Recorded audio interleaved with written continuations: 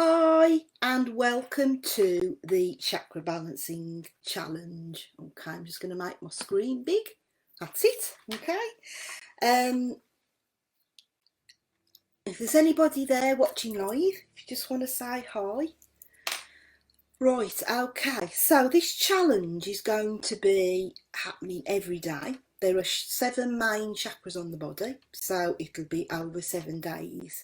But I probably won't be coming in over the weekend. I usually have the whole weekend off, to be honest, so that I get away from screens for a bit. I can see better without my glasses actually. I spend way too much time on my phone and on my laptop, so at the weekend I try to have a bit of a rest. Hi Laurie, hi Colette, how are you today? I've had to open the window, it's really warm, isn't it, today? Where are you from, Colette? I know Laurie's quite local to me, aren't you, Laurie? Well, it's beautiful today. Keeps looking as though we're going to have a thunderstorm, but it's just gone really nice and sunny. It's lovely. Okay, so yeah, this is going to be over 7 days. So probably Monday, Tuesday, Wednesday, Thursday, Friday, and then Monday, Tuesday next week as well. Don't worry if you can't make any of the lives, because they will be available in the group afterwards, and I will pin them to the announcement section in the group. I'm just trying to figure out which side that is. Yeah, it's all right. The lighting, I'm trying to get the lighting right in here. That's from the window, the sun in the window. Yeah, so I might have to get some blinds actually, that might do it. Yes, I'm really well, thank you. Oh, you're from Ireland, up north, fabulous. I've always wanted to go to Ireland, I've never been. It's on my wish list of places to visit. Okay, right, so I'll make a start then. No doubt there'll be people coming on, joining us as I go on, sort of thing. I need to make sure I scroll as well on my comments. Right, okay, so today then I'm going to be covering the root chakra, but I don't know how many of you know about chakras, but I'm going to be covering that as well, in brief really, for people who'll be watching the replay as well as people that are watching live. So chakras are energy points on our body, and they're like spinning vortexes. Okay, they actually go, not a lot of people know, but they actually go from the front and the back of your body, and that they're like trumpets coming out, if you like. Okay, but they're like interconnected valves in your body, and they open and close on a daily basis, and that's why they very often get blocked. And they can get blocked from things that are going on in the present for you. So it could be if you have a physical ailment or an illness, or even it can be from, someone whose energy you're around, or the energy in social media, even the energy that you get watching the television, watching the news. That can affect the energy in your chakras. So it can be either physical or it can be emotional. Things affect our chakras and can block our chakras on a daily basis. But also you can get blocks from the past that come up as well, and that includes past lives. So it's really, really important to clear and balance your chakras on a regular basis. And it's not a one session does it all, because it doesn't. And once you've cleared your chakras, they can easily become blocked again. And you can also have another issue that may come up that needs healing, and that can block your chakras as well. Okay, so I'm going to be talking about the root chakra today. So when your chakras become blocked, it affects your well-being completely, not just physically but also emotionally. Okay, we're unconsciously aware of our chakras developing from an early age, but we tend to forget. It's like, a lot of children see spirit, don't they? They resonate with crystals, but we don't tend to remember. When we get older, we get more cynical. We tend to believe less. We've got less imagination. So that's when our chakras tend to get blocked. The 7 main chakras are the crown, which is on the top of your head, the brow, or the third eye, which is right in the middle of your brow, your throat chakra, which is at the base of your throat, your heart chakra, which is in the middle of your chest, your solar plexus, which is just above your navel, your belly button, your sacral chakra, which is sort of below the belly button, in between that and the base of your spine, okay? And then your root chakra, the one that I'm going to be predominantly talking about today, is at the base of your spine, or, you know, in your groin area, okay? Now, we clear chakras throughout our lives, and we're developing the chakras throughout our lives in 7-year stages. And this starts at the age 1 to 7. So at the age 1 to 7, we are developing our root chakra, okay? So if we have any problems at the age of 1 to 7, it could be that our root chakra is blocked, okay? Could have other chakras blocked as well at the same time, but you're predominantly clearing and developing that chakra at the ages of 1 to 7.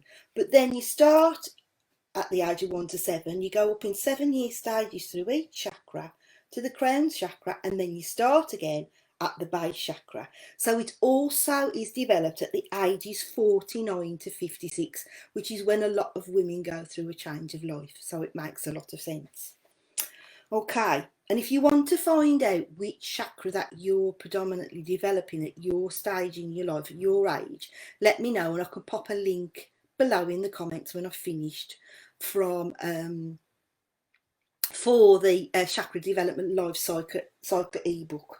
And you just put your name and your email and you'll be sent the free ebook, and it covers all the different ages for you, okay? Right, so the root chakra 1 to 7 is based on spiritual and physical, which, as I said, is why children tend to see a lot of spirit at that young age, okay? And then again at 49 to 56, which is why a lot of people sometimes start to get an interest in spiritual development in spiritual things later on in life. It can come earlier, but, you know, some people might decide to become interested in it later on in life.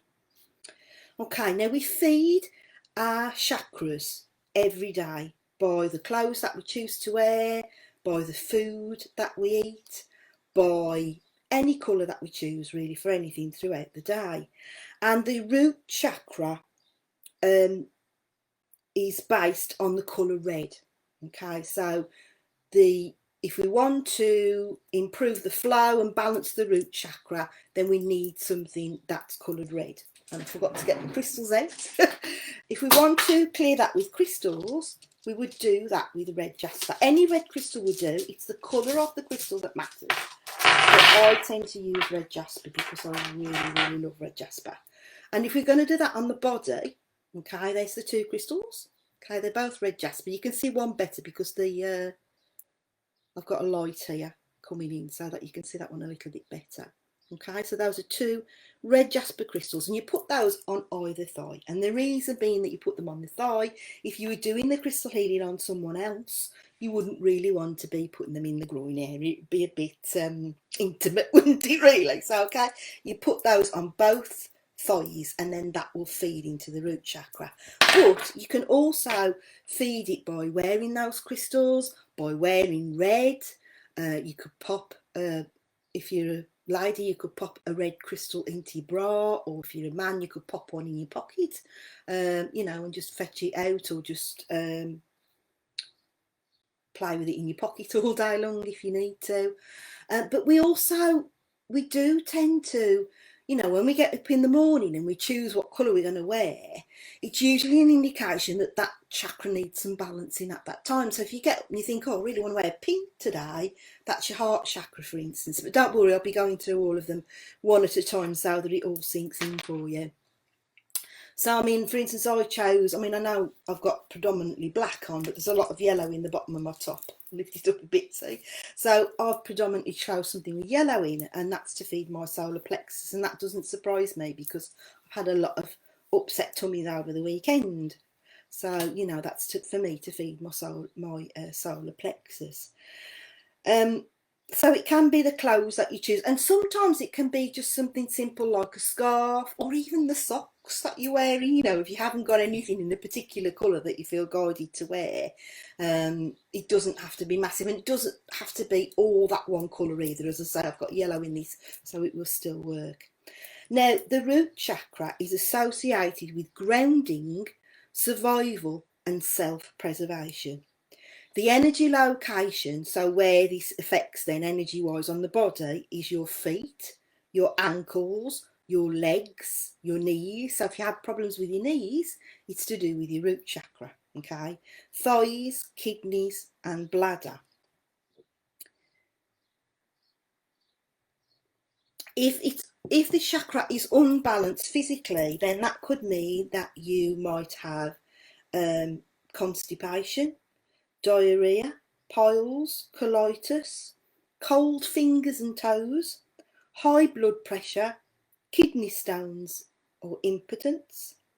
If it's unbalanced emotionally, you could have low self-esteem, insecurity, you could be self-pitying, aggressive, you could be fearful.